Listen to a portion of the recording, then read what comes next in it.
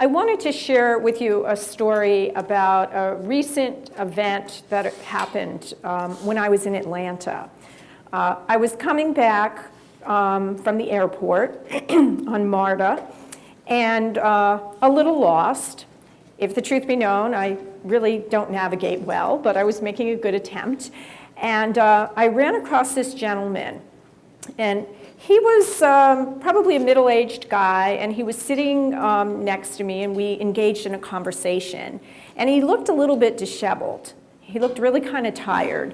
And so I said, you know, what's going on? Where did you come from? And he said, well, I just got back from a trade show. And I said, oh, really? And what were you doing there?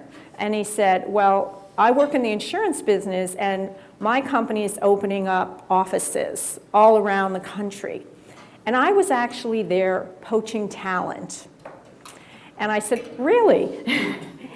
And then he had this big smile on his face. And I said, well, how did that go? And he said, it went really well.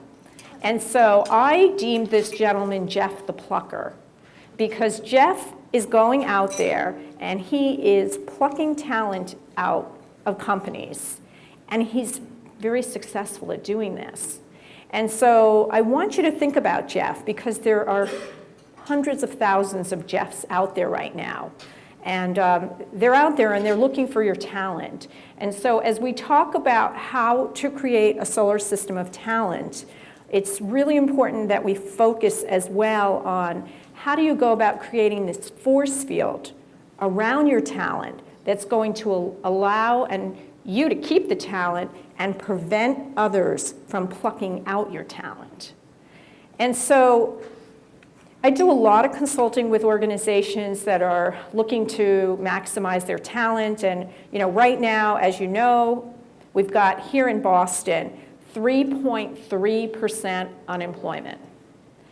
And it's interesting because as I was preparing for today, I was looking at some other presentations that I had done.